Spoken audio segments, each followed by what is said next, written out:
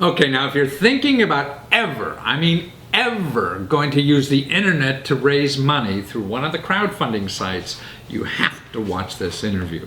I mean, this guy I interviewed before because he raised like over $300,000 on one of the big sites called Kickstarter. And this is sort of like the biggest site and one of the first, and everybody thinks that this is the place to be and everything. Well, it was so successful, he couldn't get on it for technicalities that Kickstarter has and their requirements. So he went to the second biggest site thinking he'd get less money.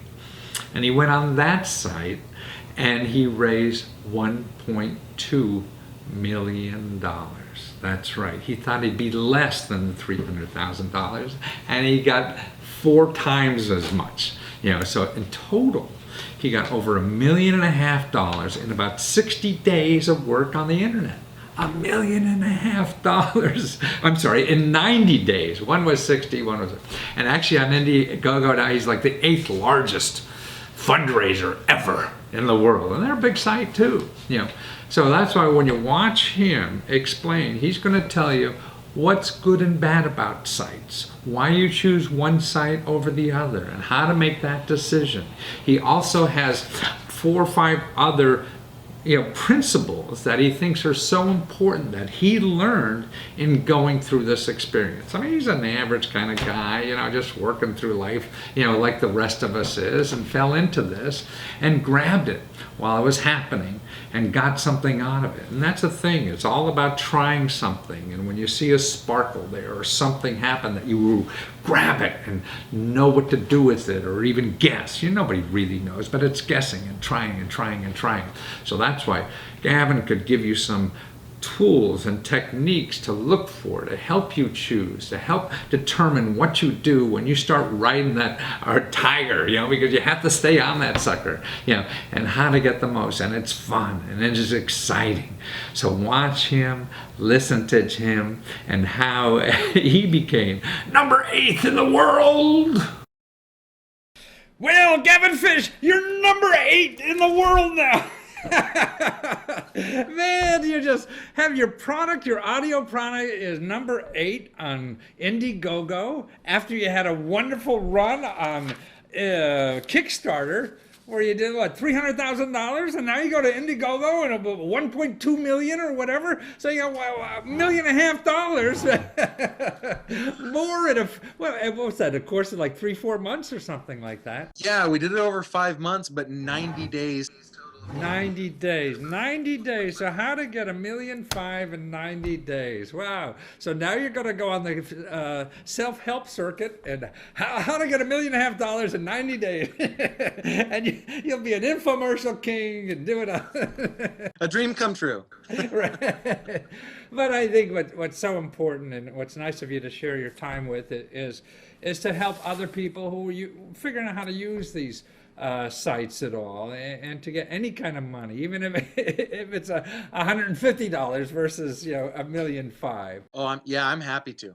Yeah. So tell us now, what are the handful of things that really meant your success on this stuff? Oh man, well there are a few.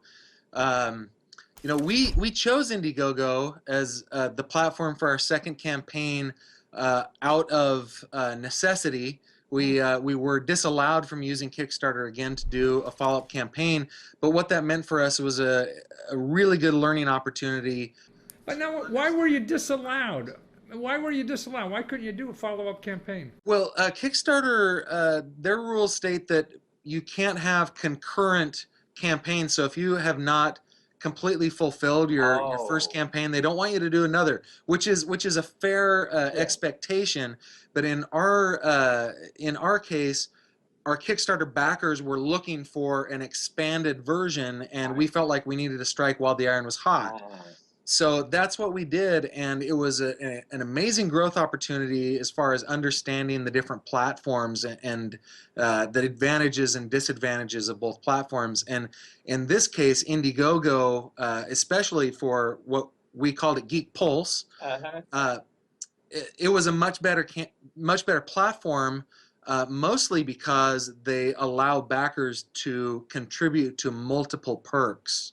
That was the major reason that it did so much better than Kickstarter.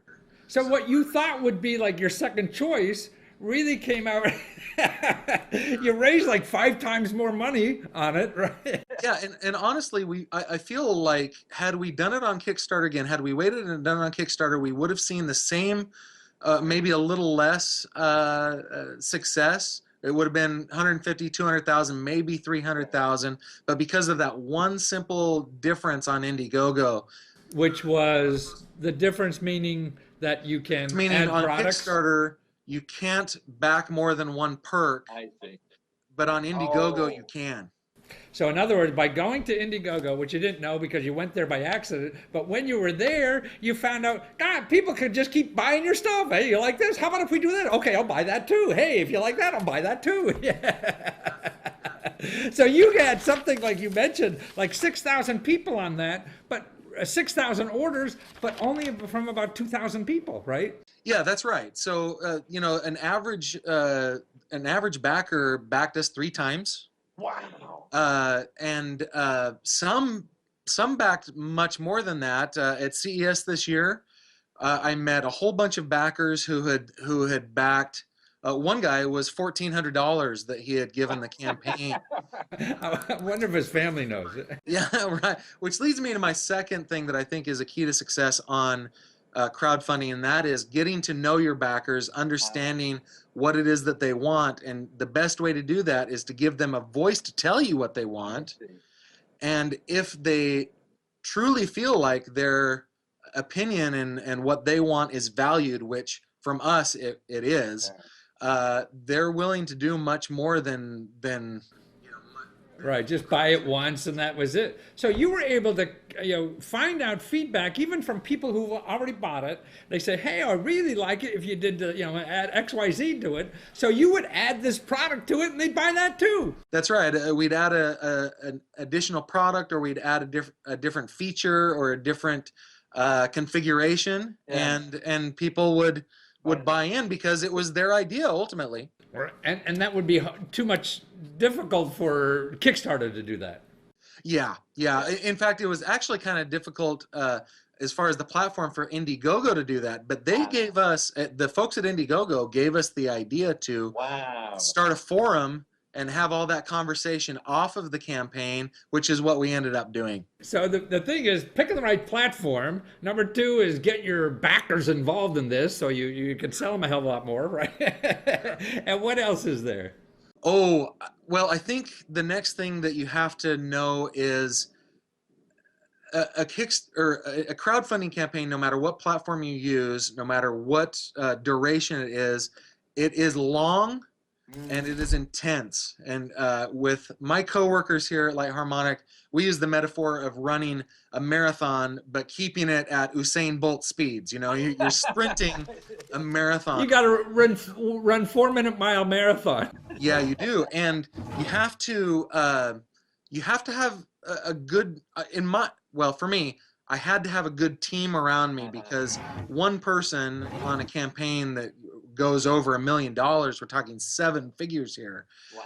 No, I couldn't possibly do that by myself. So I would say that if you're starting a campaign, whether it's small or large, you should have a group of trusted people. It could be your spouse, it could be your significant other, it could be college friends, elementary school friends, anybody you trust that can really help. But you only have like 4 to 8 weeks to get this done. And if you sit around and take a long weekend, man, you're out of the box maybe. No such thing as a vacation during a campaign. I can't do that. But it's addictive. That's number 3. What else? It's addictive. We always, I would find myself texting with my coworkers 2, 3 in the morning. Can you believe what's going on? Yeah, you got one opportunity and you want to grab it. Yeah. So what else? The next thing I would say is you need to promote. Most of your backers will come through your own network. I call it shameless self-promotion. What's that all about? I have no idea. Right, and some people it rubs the wrong way a little bit. I had a boss from a previous company who unfriended me on Facebook and then took the time to text me to tell me why he had done that. and I appreciated that. He didn't like that I was always promoting, but in order to really get success, you have to drive the traffic. You have to bring the right people to your campaign, and those people need to contribute not only in money but also in sharing with all of their network. To keep going out. Shameless promotion. Yeah.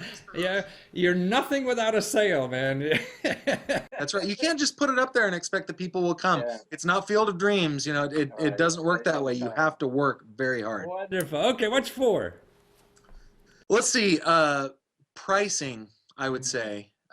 Pricing is something that we learned is very important. We learned that in crowdfunding, your backers will want, since they're going to contribute to a product that may not exist, it certainly isn't on the market yet, or an idea, they're going to want a little something for that. And so we've learned in our experience that they need about a 30% discount from what retail will be in order to in order to consider backing the product. Now, we used a couple of different ideas, a couple of different methodologies to find out what the pricing ought to be. On Kickstarter, we used a graduated scale, so we'd have a limited number of people can get in at a much lower price. I see. The first 100 was $100. Second 100 people at $200, or 110, and so you saw where the peak was, huh? Exactly. And on the Indiegogo campaign, we did that inside our forum. We asked opinions that way, but pricing is super important. Wow, so we have backer involvement, and that's what you did with a separate back and forth, and you got hundreds of people on this, and if they bought the extra item they were talking about, you do it, right? And have it. Understanding the platform, and that's how you choose Indiegogo, and that turned out to be, of course, $1 million better than than Kickstarter. Shameless promotion, something your parents will be embarrassed about, but and ex-girlfriends will never talk to you again, but you'll get sales. And then that pricing thing, and also the intensity. Man, you only have 4 weeks or 6 months, and you better be up to the task of running full blast every day, right? That's right. And if you do these things, and you will learn along the way, be open to learning, be open to shifting focus and maybe tweaking along the way. And as you do that, and both platforms that we use, Kickstarter and Indiegogo, allow for that, a certain amount of tweaking. Keep yourself open to learning. My mantra is, I'm never the smartest person in the room. Where I work, that is so true. I'm never even in the top 5. But your consumers are smarter than you at knowing what it is that they will buy. So if you're open to that and you can tweak your campaign to what it is that they want, you'll get success. They're the only answers that matter. I mean, is what they say, because they're putting up the money.